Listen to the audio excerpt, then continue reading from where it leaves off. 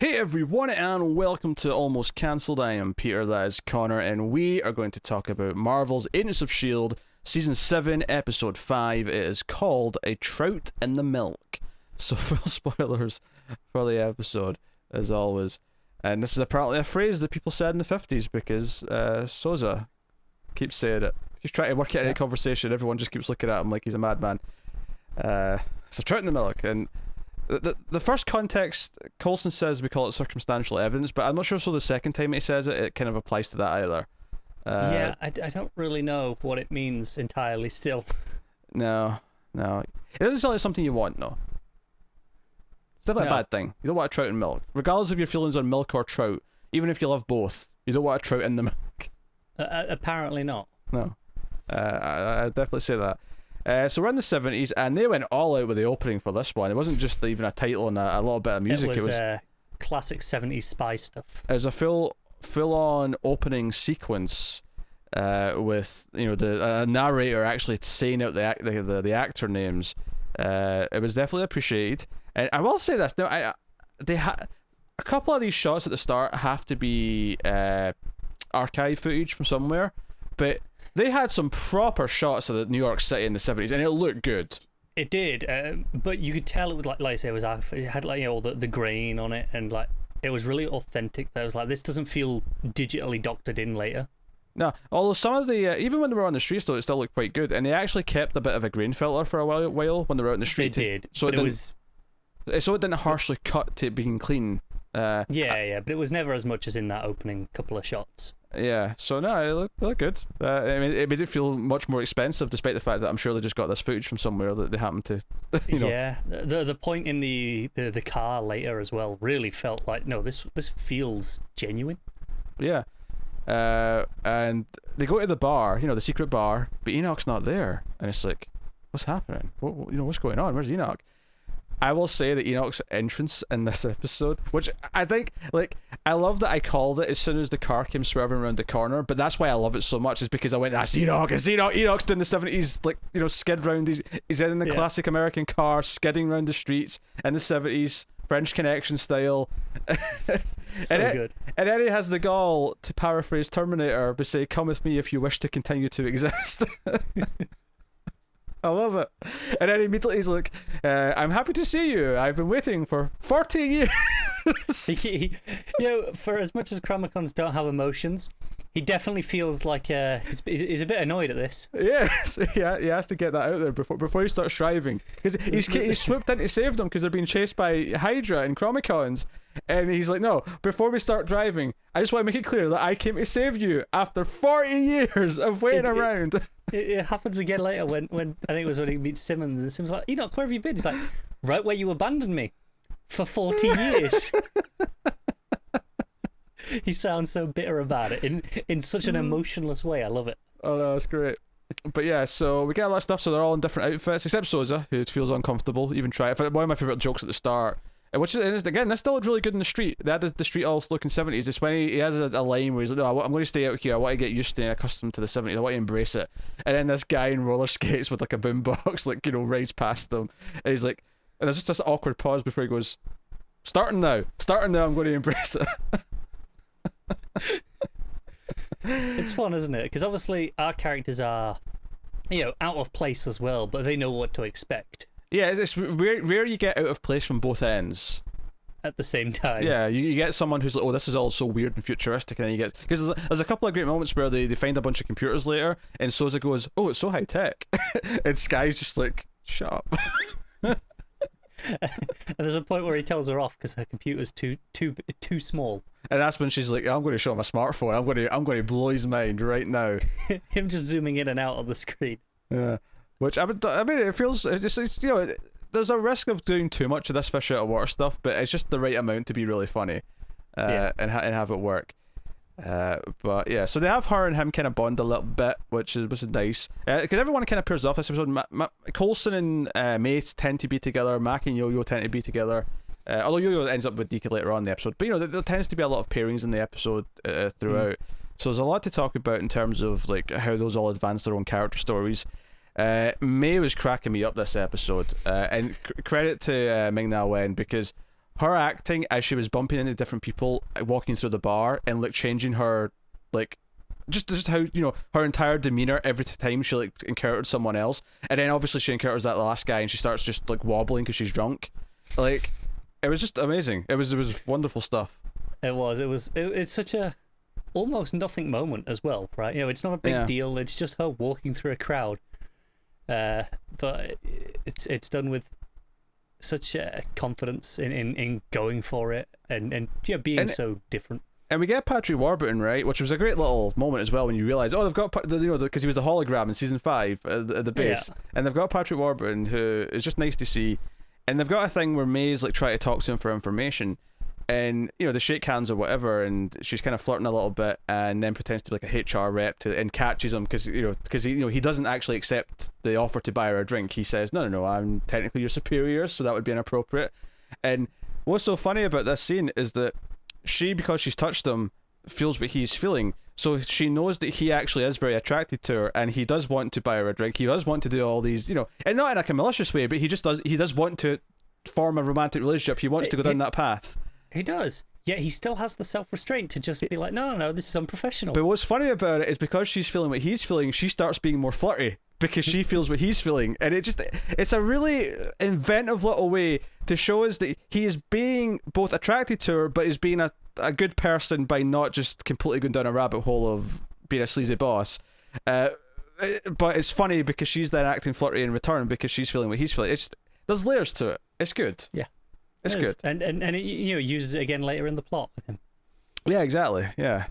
So really good stuff. But of course the plot here is that Wilfred Malik that is still alive, and 3 years after he was supposed to have died. Yes, exactly. Because there's 2 years in this episode. So they first show up in like 1973, Yes. And we find out that they're trying to do Project Insight, which was the project that they were trying to do in Captain America: The Winter Soldier. So they're actually, you know, 40 years ahead of schedule, as Coulson points out. They're trying to do the same thing. And also his son that was supposed to be dead, you know, because there's Gideon, but there's also Gideon's brother who was supposed to have died. Yeah, Nathaniel. But he's still there. Is it just me, or did it just make sense that Gideon was like a sleazy scumbag when he was younger? The way he tries to like hit on Skye. Of course it makes sense. I don't know. It's just like, yeah, this just feels right. This feels exactly what he's supposed to be. And Skye's having none of it. Also, 70s Skye, my favourite Skye so far of the season. Just any particular reason? I don't know. Do you know what I think it is? I think I just prefer the style of the 70s a bit more. You know, because you know, back in the 30s or whatever, it was like all the 20s. Uptight. It was what was the bobbed hair and all that. I'm not, you know, this was a bit more freedom 70s. You know. You like the bell bottoms. That's what you're saying. I'm not saying that. I'm not going to go that far. I've just, compared to the other decades we've had so far, definitely my favourite. You know, whereas some of the guys look the exact goddamn same. I mean, sure, okay, slight fashion changes, but not by much. I think Sousa proves it. You can wear a suit and you'll get away with it. It's fine. Pretty much, yeah. There's maybe some subtle differences that you have to maybe steer away from. One thing they didn't really play with yet, because they brought it up in the episode, but it's the idea that Sousa kind of has to hide because you're kind of famous. Like, people might recognise, especially since it's even closer to your death than it is in present day. Obviously, like. Yeah, I think they kind of get away with it still in the same way that, like how Freddy didn't recognise Deke before, because hey, it had been 20 years, and you look the exact same. People aren't expecting that. Sousa, it's a dead guy who looks exactly the same as he did. Or, where he would have looked 20 years ago when he died. No one's going to assume this is him. They might just go, you look kind of like that guy. Yeah. Plus, a lot of the younger agents wouldn't have met him personally. You know, all these younger agents who are there. That's actually one of the fun things they did, is the outfits that the Shield are wearing in the lighthouse when we go there. Which, by the way, we go back to the lighthouse, which is kind of a fun. Oh, lighthouse is here. Of course it is. Yeah. Getting all the monies without that set still. They're making sure might as well. But they've got these classic 70s outfits, and it's actually kind of the old school Shield uniforms from the comics with the white straps over the blue. I thought that was a neat little thing. I mean, I'm not going to complain. So no, I dug all of the advancements and all the various plots here. Everything with May and Coulson, May like wanting to feel again, Coulson wanting to feel like they're a pair again. Not even a romantic way, just like he wants to feel like the old days when they were partners. He wants to feel that camaraderie. And she's obviously not really giving him anything. We have that. We have Deke, of course, who at first is told that Gideon has to, or not Gideon, sorry, Wilfred has to be dead, and then finds out he isn't, and it's like, well, he's supposed to be dead, so now we can kill him, right? Like now he's like, he's fair game because he's a Ripple, which is also the logic that Skye has in threatening Nathaniel Malik. There's a smart logic to it. It's like, well, no. If you want us to preserve the status quo, I'm just doing that. Because one of the things is when they so basically the Chromicons realizing they've got a problem here, they actually skip ahead much sooner than they expected to. So we actually jump ahead 3 years to 76, which is when they said in the previous scenes that the Insight would be ready to actually launch, because when we see they're building a rocket. I actually thought it looked the PS5 at first. See when Mac and Yo-Yo first see it, and it's not actually got like anything on it. It's just this tower. I was like, is this the PS5? Is it this big? Actual size. They started building it in the 70s, and it's only just ready to come out now in 2020. Well, computers get small over time, so the first PS5 in 76 was about 100 foot tall. Yeah, it's still about 15 foot. Oh dear, the beautiful big bastard that it is. So yeah, you got Mac and Yo-Yo scouting out the lighthouse. And then once they're in 76, okay, right, we're obviously they were going to try and stop Insight because it's not supposed to happen. Now the Chromicons and Hydra have given them something they're allowed to interfere with because it's not supposed to be there, right? So I like that in a storytelling perspective because it feels different from the last 4 episodes, because all of a sudden it's like, no, we have to intervene because now things have changed. We have to do something. So it keeps it fresh. It up nicely, yeah. Yeah. So that's really good. We have Yo-Yo and Deke going after Malik, and Deke shoots him and says, did they predict that? Because he's given a speech, he's given this villain monologue about how they can't do anything because everything was predicted, everything was, we saw you coming, and this is counter, same timing as Sousa and Skye being taken, Nathaniel blasts them with like a futuristic weapon that he's obviously got from the Chromicons. Yeah. Right after the phone malarkey. And do you know what I loved about this? I like, because he actually went to see Skye's powers in 3 years prior, right? I love the idea that he's been obsessed with these powers for 3 years because he witnessed them just before they left, 3 years prior. Makes sense. And that's why when we hear, in the post-credit scene, he is like, he wants to try and transfer them. He's obsessed with the idea of getting these powers because he's seen someone with superpowers. Why wouldn't he? I mean, any villain, would be kind of into that idea, I'm sure. Yeah, and it comes at a nice moment as well, because it's when she uses them, because it's right after Sousa says that what else has changed that I should be aware of, and she just blasts them with their power. So I'll explain later. Yeah, which actually one of the things they're going to do is, which again ties into what Insight was in Winter Soldier, is that they've got a list of names of people that Hydra are going to take out, and like Nick Fury and Bruce Banner are on that list, and it was kind of, I was like, oh, nice way to tie things in. The idea it's the exact same plan, just different names. Yeah, just because they were much earlier on the timeline. Do you know what I think is really neat about this season? And I was kind of feeling this before, but I was especially feeling it this episode, is that by tying into like this Hydra plot from Winter Soldier and making that a big facet this season, and referencing all these things, talking about making sure Bruce Banner survives so he can become an Avenger and all these things, is that it's neatly doing 2 things. It's reconnecting to the movies in a way that it hasn't done in a while, that feels really prominent, right? Maybe not in the movie side of things, but it feels like it's tying into them. But it also feels like it's tying into the show's own. We talked about it a lot, how this was such a big thing at the start of the show, and it's really when the show became the show. So it's doing this really neat thing of tying into its own history and the movies as well, but without feeling like it's betraying its own history to tie into the movies. It still feels like it's been true to itself, even though it is also at the same time feeling more connected to the MCU somehow. It feels really natural. Like you say, the first, season, 2 seasons were really quite connected to the MCU. You had guest stars and references all the time. And then it got away from the TV and movie divisions had some conflict. This just started doing its own thing, and we loved it for that. We're quite happy that it did do its own thing.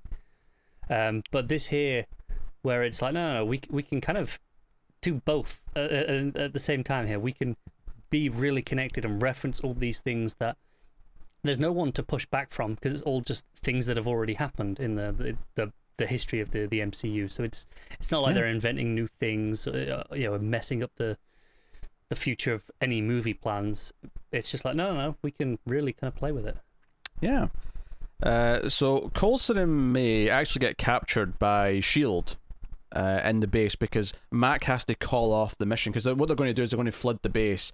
The idea being that they don't know who's Shield and who's Hydra, so the idea is just to make them evacuate and stop the launch.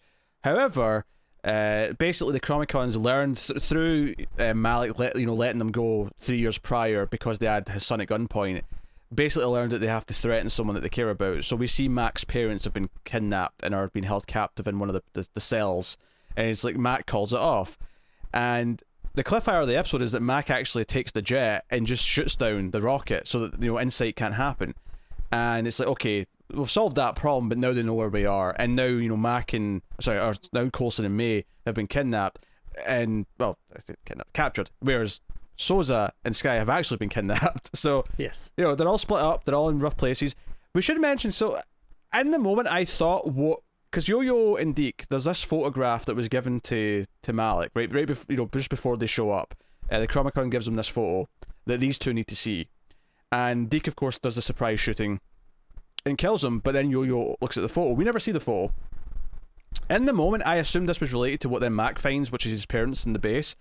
After the episode was finished, I kind of thought about it. I was like, I don't know. They never cut back to them to kind of show it connect to that. So I'm not sure. I thought it was one of two things, honestly. At first, when I first saw it, I thought this was Sky and Sousa.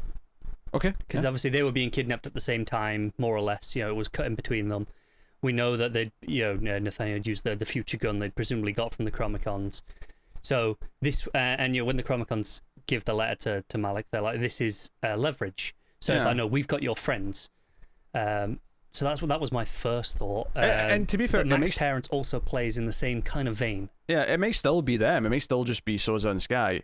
It could be Mac's parents. Or if they tell me that this is still a mystery because we never went back and kind of confirmed that it connected to either of those things, I could also accept it being a mystery. But I won't be disappointed if it isn't. It's kind of open to be any of these things. They never really went back and made it feel connected to any three of them, or any two of them, I suppose. The third option being something else entirely. Yeah. So it's curious, but it is open there, so it's worth mentioning. So the cliffhanger is, okay, they've shot down the rocket, which, by the way, I thought the rocket taking off and all that looked quite good. The effects were... I did too. We spoke before how Shield's come a long way in its effects work from some very shoddy stuff in its early days. It's not even so much that they've got a bigger budget. If anything, they've got less of a budget. It's more just that they try and avoid spending their money and save it up for their money shots, and then the money shots look quite good. Yeah, like one of the moments that sticks in my head is one of the worst moments from early on was the car falling out of the sky. Mm-hmm. Looked terrible.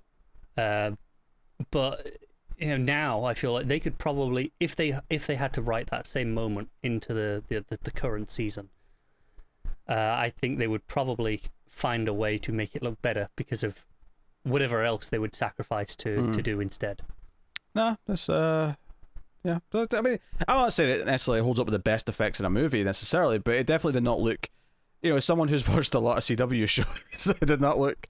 It was much, much, much better than that stuff. Or even, we reviewed the first episode of Doom Patrol today, and Doom Patrol, I like that show a lot, but some of the CG is a bit ropey at times. Like, it's not... I think that is across the board on the DC Universe shows. Yeah. The last episode of Stargirl that we really quite liked had some very funky looking baseballs. It did, yeah.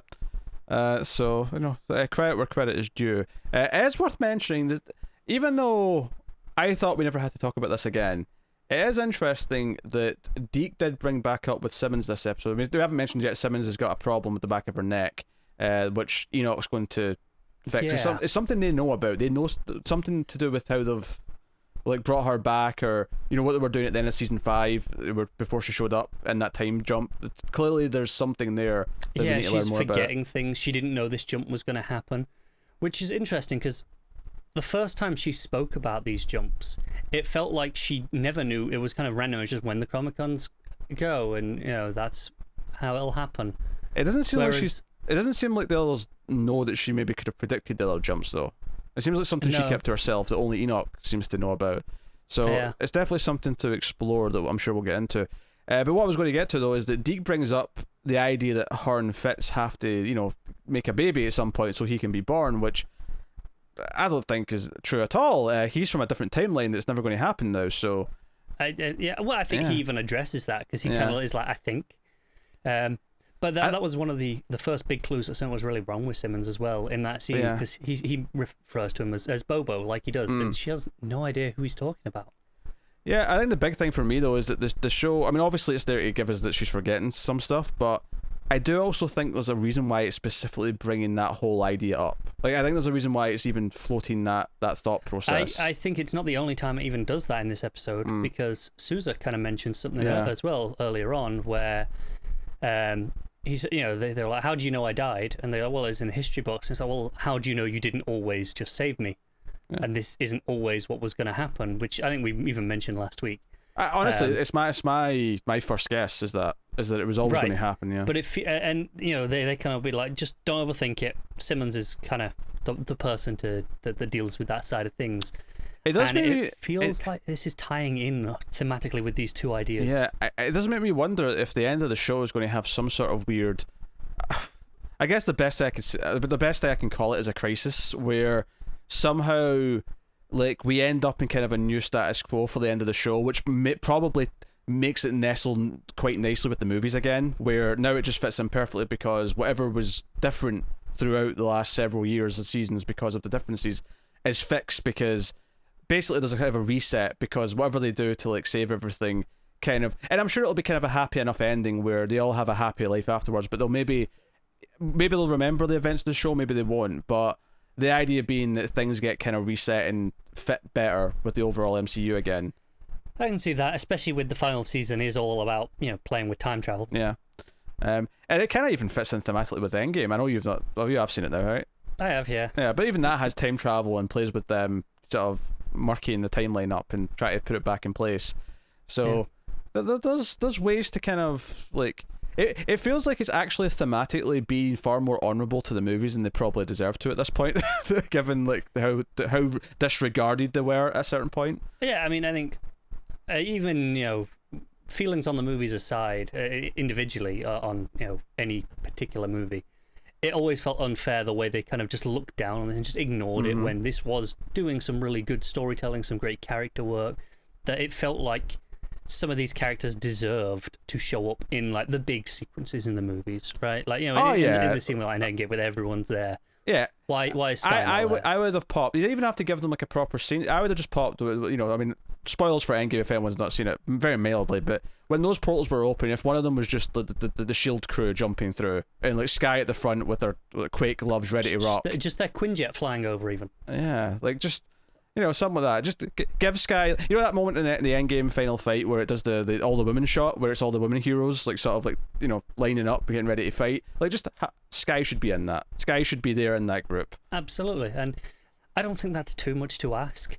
Nah. I don't think they should have just look. It's just a little peace offering. Just come on, just do that, and then there you go. But no. So like you say, whatever this does now to tie in with these movies, unless it throws it all out at the end and goes screw you at the end, we're doing our own thing entirely. It very well might do that, but I feel like they want to play nice, and credit to them, because that's the more honourable and high ground to take. It's what I think is I actually really liked Infinity War and Endgame. I know you were a bit more lukewarm, but I like those movies a lot, and there's some of the Marvel movies I really like, some that I really mediocre on, some whatever, but I think it's fair to say that S.H.I.E.L.D. at a certain point became my favourite kind of individual part of the MCU, and I think giving them a nod in Endgame would have been like the popping moment for me. And there's a lot of big moments in that movie that work for me, but that would have been the icing on the cake that would have really made it sing. And like I say, we're not saying they needed a full scene or even dialogue. Just being there in that sequence would have been more than enough. Showing up through the portals and then putting Sky in the line-up shot with all the rest of the ladies, and you'll give her one quick shot of her quaking someone. That's it. That's all you need. Yeah. And hell, it wouldn't even add runtime. The only thing I said that would add any runtime was her quaking someone, which would be a second, so what, right? 2 seconds max. Yeah, because the walking through the portals would just be with everyone else walking through the portals. The line-up shot with all the ladies should just be there with the rest of them. There wouldn't be even any added time. Yeah. So that kind of sucks, but whatever. Yes, I'm excited for seeing where this goes. I think on a pure storytelling level, this might be the best episode yet. It's maybe not the most fun because it's not as hijinksy as a couple of the other ones, and it's maybe not as like it's not as stylized overall as the last one was with the noir thing. But I think because the way it was sort of spinning all the plates of all the different characters and revealing Hydra's plan, bringing insight in, all that stuff, I think it might be my favourite in terms of just the overall rating. But I think it is, and I think this is partially as well, like I say, this episode freshens it up there. They're being proactive in stopping something rather than just keeping things the same, which doesn't sound like a big change really. It's one episode to another. But in terms of, okay, we built up a routine over these 4 episodes before of this is what the season is, and this kind of breaking that just inherently feels exciting. Yeah, and just to throw another show under the bus, if this was The Flash, we would still be doing the same formula at episode 19 after doing it 18 times previously. Yeah, pretty much. Because that's no, let's be fair. It would have done it 15 times previously in 3 episodes of just nothing. Well, and 1 for the crossover. Yeah, okay. So, -1. But, yeah. So, whereas this knows exactly when to shake things up. It knows when to kind of mix it up a little bit. It kind of always has. That's been one of its greatest strengths, is even now how it surprises us in its pacing and just always, as soon as it feels like it's just getting old, all right, there we go, change, something new. Yeah. The only thing it seems to be sticking to right now is that we spend 2 episodes in each time period. Now, I know there's a jump in this episode, but it's a jump to the same decade, so it's not... It doesn't feel like a shift, yeah. Yeah. So, if we stick to the 20-year jumps, then it means the next one would be the 90s, but we'll see if that's what they do next. Yeah. So, I don't know. But it's worth mentioning, we have 13 episodes. This is episode 5. So 6 is, if the 6 is the 70s as well, let's say 7 and 8 are the 90s. We can't be doing that until the end of the season, because then would be, they could go into the future and learn to stop them, but I don't think they will. I don't think they will keep going into the future past. Yeah, I don't see that either, because the whole point is preserving the timeline up to where they are. I can see them wanting to do the 80s as well as the 70s, because I think that has a lot of unique things that they'll want to play with that audiences are familiar with. Although I do wonder if they will avoid the 80s just because a lot of things do the 80s. Like maybe they'll do everything but the 80s because the 80s are overdone.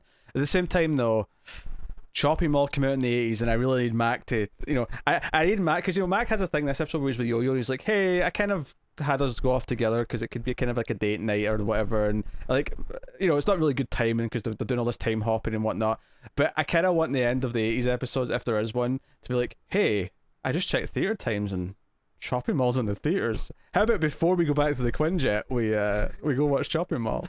I would love that. Bit of team bonding, yeah. Actually, a little dramatic point I really liked in this episode. It's kind of almost overlooked because we just sort of jumped to okay, they've already jumped ahead, but Yo-Yo tries to stop them from jumping. She tries to, because they're at the point where they think they're going to jump out of the decade. They think they're going to jump to a point where it's too late to stop this insight from happening, and they agree that it needs to happen. So I thought there was going to be a dramatic point here where Yo-Yo was going to destroy the drive, and therefore they were going to be stuck here. But that was the right thing to do, because it's worth them being stuck here and just having to hide for the rest of their lives if it means stopping this Project Insight, which will completely ruin the timeline and ruin everything going forward. But she doesn't get there quick enough because her powers aren't up to full. Her mojo is still not quite there. So yeah. So that was a really good moment. I wanted to mention that actually because it's a really well done little. Because I think it's well done because it's good for Yo-Yo because she really needs to pull this off, and even though it turns out they still have a chance afterwards because they only jump to the day of it rather than past it. I think it's a really good moment just for the team because I think they're all basically in agreement that it's worth being stuck here to solve this, and it feels like there's some real stakes for them as characters as opposed to just the typical fate of the world stuff. Oh, definitely, yeah. It's their lives at risk here more than anything else.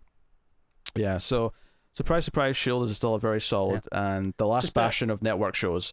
Yes, it really is. There'll be nothing left for us after this. No. Yeah. I was seeing earlier in the week the actor who plays Mac. He got to keep the shotgun axe. Oh, really? That's nice. At first, I think he was talking about he wasn't going to be allowed, and they said no, and then one of the whoever it was who was in charge of it, was like, hey, what's your address? And it just showed up in the mail. Oh, that's pretty good. Yeah. No. He deserves it. They should all get to keep something. I mean, I think Chloe Bennett should get to keep her Quake gauntlets, I think, and Clark Gregg should keep something. His glasses? I don't know. His wardrobe, I guess. He always wore that suit, I guess. I don't know. The fake hand. Yeah, Jeff Ward, who plays Deke, should just get a basket of lemons delivered to him every month for the rest of his life. Him describing it as bumping lemons. No. that cracked me up. Oh my god! No, I cannot wait. I really hope they kind of return to his crush on Sky at some point. I feel like, you know, we had the whole VR thing last season. I feel like there's a chance for one moment of gold before the end of the season. And I get why they like harp on it too much because they've done a lot with it, but you know, one moment, we need one moment of that crush being a factor in some way. Yeah, that's it. They could be setting up a little Sky Souza thing. I don't know. There's a bit of bonding. I mean, there's enough there that right now I'm not like, oh, definitely. But if they did go down that route, I could see it. Yeah. I wouldn't be opposed. We'll see where his character ends up. Does he just stay hidden in present day? Because once he's in present day again, they can reveal to everyone that he survived because it's not altering history anymore. It's like, yeah, you know, and he made a point of kind of just wanting to stay in the 70s maybe because he's like, well, you know, it's not too far removed. It's, you know, maybe he could get comfortable here. Yeah, I wonder. I mean, I don't know if they can actually get what's her face back for Peggy. Oh, Haley Atwell. There you go. Yeah, she said she doesn't have a cameo in this season, so. Fair enough. Because I almost do think it'd be funny though if her cameo was at the end of the season when they're back in present day, or close to it, and he goes to visit her like Steve did in Winter Soldier, where she's like an old woman in the bed, and she's like, "Wait, you're young too? Why is every man in my life young still?"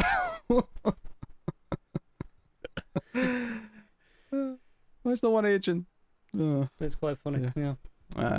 That's a shame. But hey, I could see him just sort of being back with them in present day, or he could make some big sacrifice so that the death is real, even though it wasn't at the moment everyone thought it was. But he did actually sacrifice himself for everything. Yeah, there's a bunch of ways they could go with this.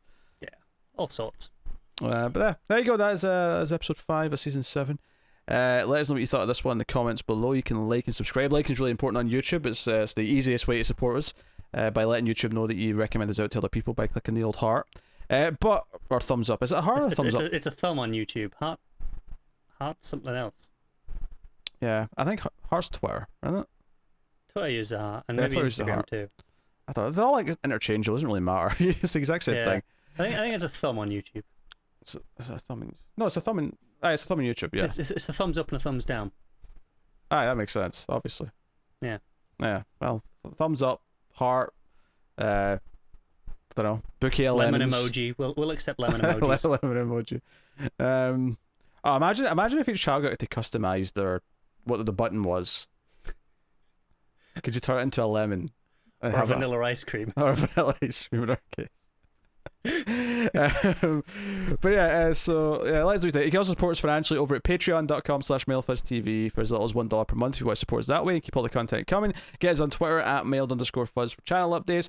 But otherwise, that is us. So thank you once again for watching or listening. We always appreciate it. Keep watching TV, guys. Have you got any lemons?